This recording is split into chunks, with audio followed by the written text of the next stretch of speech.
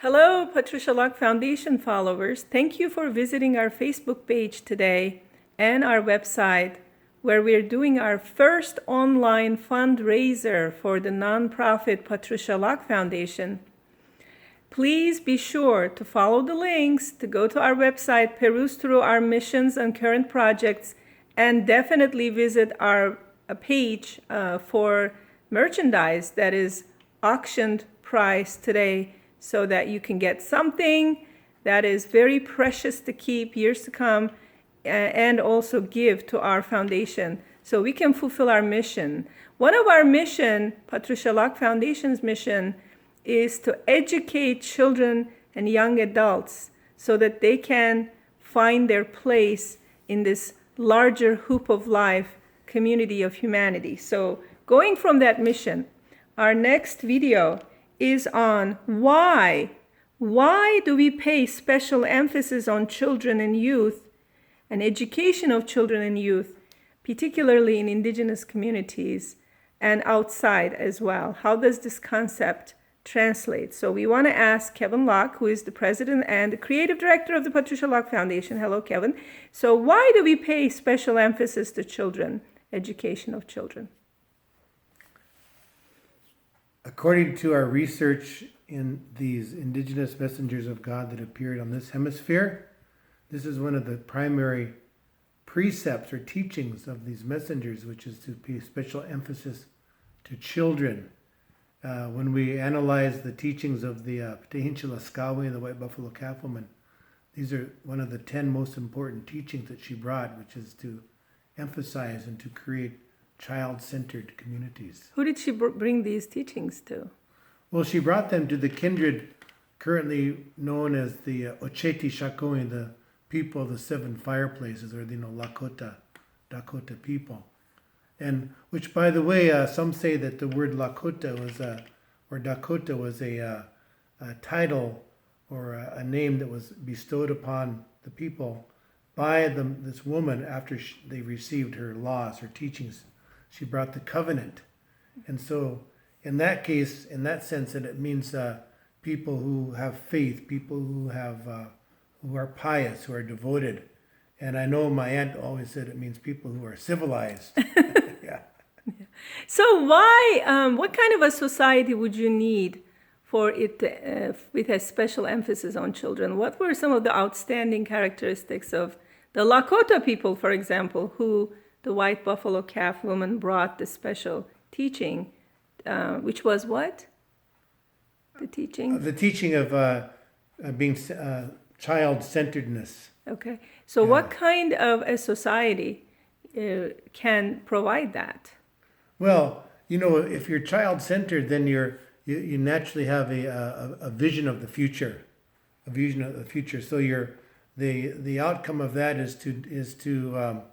would be that everything that all your actions and consultations will take into consideration how they affect the children, not just the current generation of children, but even on into the future. This is a natural outcome of that. And so then another thing that child-centeredness focuses is the importance of children, of the women who are the first educators of the next generation. And so this is one of the outstanding features of especially North America, is that I think it's 90+% of the societies, indigenous societies in North America are matrilineal. And this is a stark contrast to the rest of the world, which is 99%. What is matrilineal? Well, matrilineal is simply, the way I understand it, is that a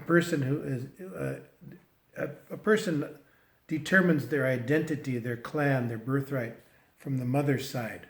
So that all comes down through the mother's side. So then, this is why so many of the societies are matrilineal, because then, this would emphasize, this child-centeredness, and so the mother is the one that provides the nurturing, provides the guiding light, the guiding principles in the formative years of the children. So this came from the covenant that was brought to the indigenous peoples from the big messengers of the past you're mentioning, and it Yes. was passed on as a principle, a social principle that Yeah. created societies and communities like the one in Lakota land. Can you give some examples of some of the great leaders who have emphasized this, or in terms of putting the emphasis on the children in their way of leading? Well, I think they all did because, the pattern for leadership in especially North America was not based on descendancy or inheritance, but a person who had the qualities was I wouldn't say arose to the occasion, but the people came to depend upon that person for their natural qualities. The most important of which, of course, is servitude. Servitude. So if a person has that servitude, and then they're naturally self-effacing, they're altruistic, and they sacrifice their ego or their self-aggrandizing self-aggrandizement, sacrifice that in order to serve the interests of the people collectively. So you mentioned that indigenous communities were largely matrilineal in North America, and with special emphasis coming from their covenant and teachings of the past on the children, with great leaders, with showing that capacity to really emphasize this principle in the community that they were serving. How does this compare to the Euro-American society of today? Well, I think it's still, the Euro-American society is still largely patrilineal and patriarchal. And this is a legacy that's really prevalent throughout Europe. So it's really inherited from European society or culture. Was it always like that? Perhaps not. Perhaps not. Again, referring to this book, An Indigenous People's History of the United States, there's a very interesting segment about how in the 1500s there was this especially brutal vendetta to execute people accused of witchery, and so this people would accuse each other of this of witchery, but it was basically these women who really upheld this ancient matrilineal tendency within European society, which held the land in common for the people, that had the knowledge of the stewardship of the land, so they had knowledge of all the medicines, they had the knowledge of child rearing, they had Midwifery. midwifery. They had all this knowledge, and so people, women. All the people accused of witchcraft were basically women. These people who are really foundational within their cultures, and who represented a threat to the aristocracy, the people who wanted to control the general mass of people, control all their wealth and resources. So these are the people that stood up against that. Male aristocracy. Yeah. So that's. This is one of the main, and it's really well developed in this book right here. So I really highly Who is it written by? It's written by Roxanne Dunbar Ortiz. This is a really great book for our community to refer to for many of the concepts we talk about. Yes, today. I recommend it. Yeah. So I would like to ask you, I know you have some personal information about the great leader and chief Sitting Bull with regards to children-centeredness. Would you like to share with our community about that? Yes, back in the early 70s, I had a neighbor there at Standing Rock who was a centenarian, and as a child was in turn a neighbor to Sitting Bull there along the Grand River, the river further up the river from where my house is, where our house is. And anyway, she shared that when she was a child, the kids around that community, they would love to go to Sitting Bull's home, and he was a kind of a daycare provider, But it was through his own love, his own personal conviction and compassion that he had this great feeling for children. But then what she described that he would do was that he was a good cook, and he would cook food for the little kids, and then he would usually tell stories, and all the stories had songs. Like it was the wintertime, he'd tell the trickster or Ikotomi stories, and that included the songs and everything.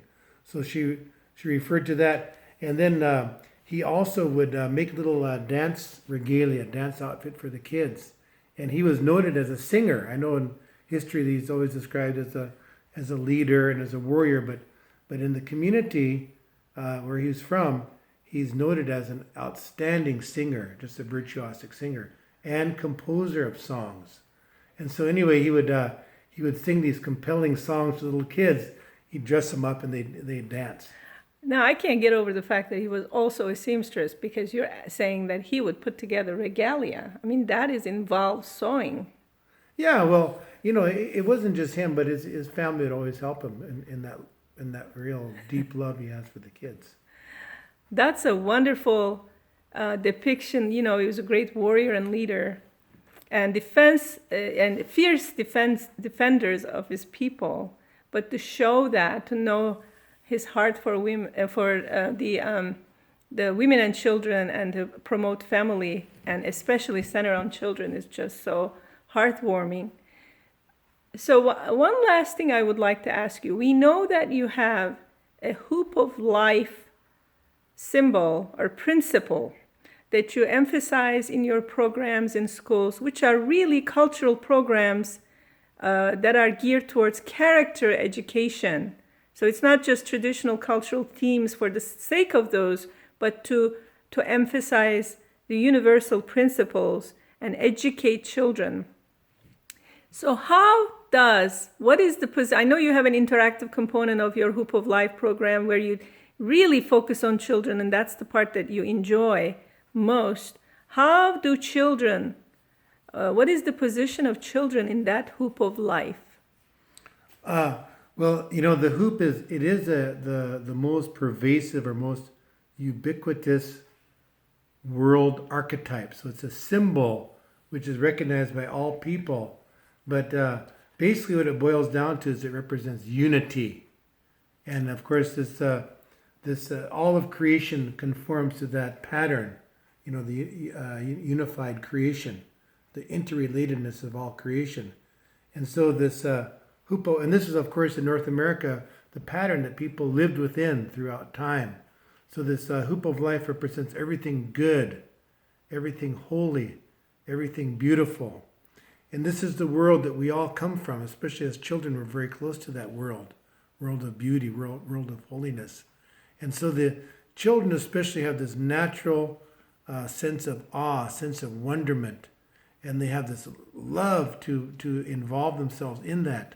So to me, it's really what the part that's really most important is to invite the kids in my presentations to come and to experience that and to involve themselves in that. And thereby, it draws them into that reality that they're all so familiar with, so well connected to.